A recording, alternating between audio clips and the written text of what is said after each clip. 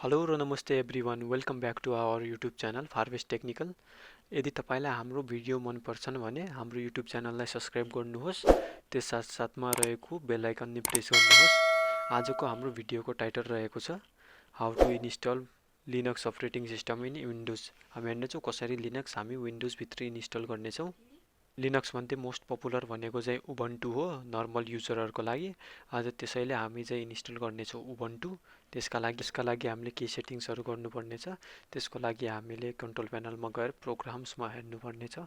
अनि त्यहाँभित्र चाहिँ हामीले turn Windows feature on or अफमा हेर्नुपर्ने छ।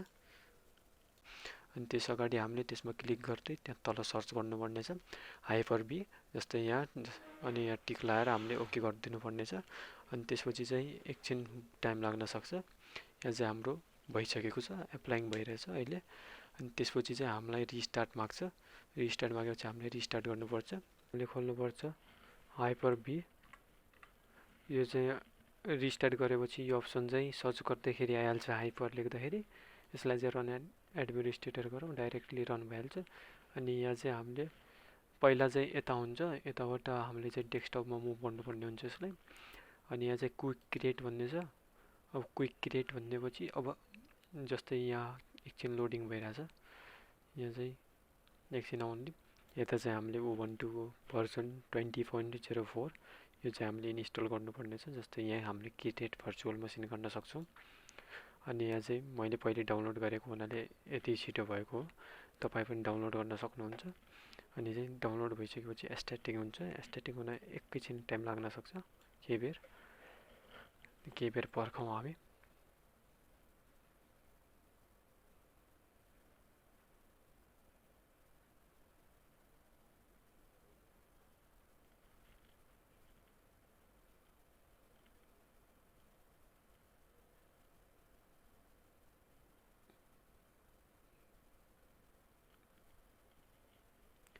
यो चाहिँ हाम्रो इन्स्टलेसन सक्सेसफुल भइसकेको छ। यसलाई चाहिँ पहिला हामीले चाहिँ स्टार्ट गर्नुपर्ने छ। त्यसपछि हामीले यता कनेक्ट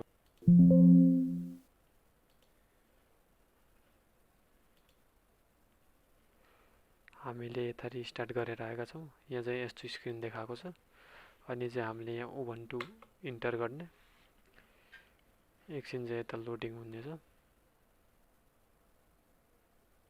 यहाँ चाहिँ हाम्रो उबन्टुको चाहिँ यता सेटअप चाहिँ खुलिसकेको छ। यहाँ चाहिँ हामी इङ्ग्लिस सिलेक्ट गर्नेछौँ ल्याङ्ग्वेज। अनि किबोर्ड चाहिँ युएस।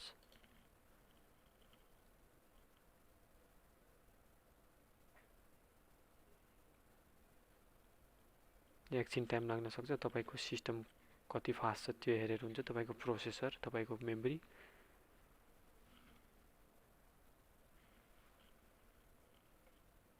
यहाँ चाहिँ अनि हाम्रो लोकेसन मागिरहेको छ। अहिले नेपाल नै सेट गरिदियो हामी, काठमाडौँ। अनि यहाँ चाहिँ नेम चाहिँ दियो उबन्टु। अनि पासवर्ड चाहिँ एउटा सिम्पल राखौँ, नराख्दा नि हुन्छ, यहाँ के फरक पर्दैन। लगइन अटोमेटिकली गरिदिउँ। यता सुडो हामीले चाहिँ एडमिनिस्ट्रेटरको लागि पासवर्ड राख्नु नै पर्छ, त्यसैले राखिदिउँ पासवर्ड। अनि कन्टिन्यू गरिदिउँ। एकछिन यता टाइम लाग्छ।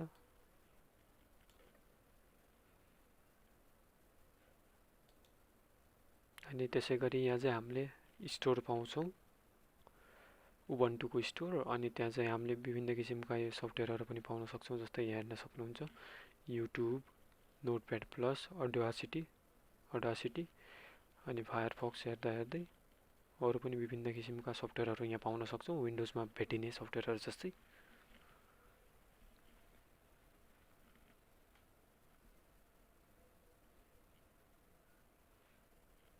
अब चाहिँ यहाँ रिस्टार्ट हुनेछ। हाम्रो इन्स्टलेसन कम्प्लिट भइसकेको छ। अब चाहिँ हाम्रो यो रिस्टार्ट हुनेछ। यहाँ रिस्टार्ट भइसकेको छ। यहाँ चाहिँ अब हाम्रो उबन्टु एकदमै फास्ट लोड भइसकेको छ। अब चाहिँ यहाँ अहिले यो के हान्नु पर्दैन। अनि जो चाहिँ लिनक्स सिक्न चाहनुहुन्छ तपाईँहरू यसबाट सिक्न सक्नुहुन्छ सजिलो तरिकाले। यो तपाईँको लागि बेस्ट अपरेटिङ सिस्टम हुनसक्छ पहिलो सिक्दाखेरि। जस्तै यहाँ देख्न सक्नुहुन्छ अहिले यहाँ इमेज लोड भएको छैन, तर यहाँ सफ्टवेयरहरू त्यसले देखाएको छ। VLC डिस्कर्ड अनि माइक्रोसफ्ट टिम्स हेर्न सक्नुहुन्छ, एन्ड्रोइड स्टुडियोज, OBS। यस्तै गरी यहाँ थुप्रै अरू पनि कोड अरू चाहिँ सफ्टवेयरहरू छन्, जस्तै यहाँ हेर्न सक्नुहुन्छ टेलिग्राम, अडासिटी, सब्लाइम टेक्स्ट। नेक्स्ट गरौँ। अब चाहिँ यहाँ हेर्न सक्नुहुन्छ, यहाँ चाहिँ मेलहरूको लागि थन्डरबर्ड मेल छ। अनि त्यस्तै गरी फायरफक्स वेब ब्राउजर पनि छ यहाँ। अनि त्यस्तै गरी हेर्दै गरौँ अगाडि।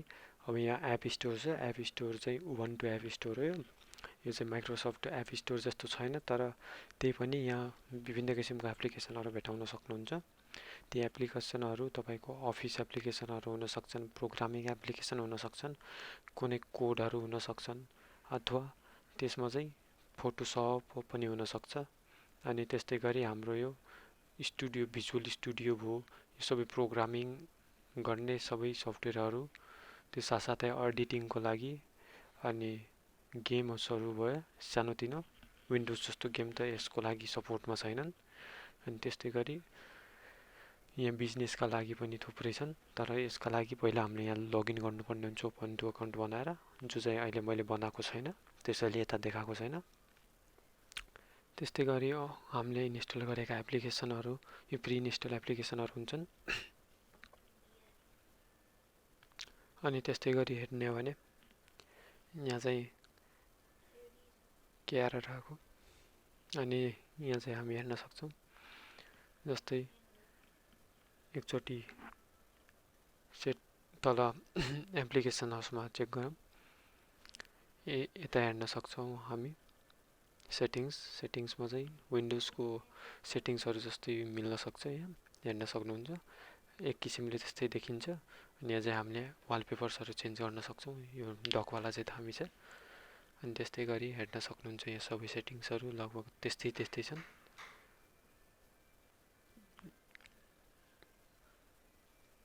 जस्तै यहाँ हेर्न सक्नुहुन्छ थिम्सहरू, लाइट थिम्स, डार्क थिम्स। जस्तै यहाँ हेरौँ,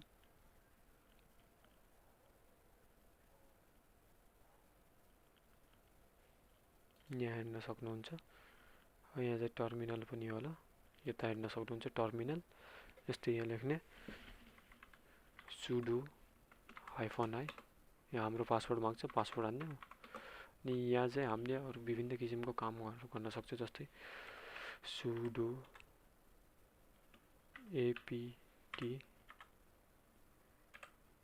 get अपडेट।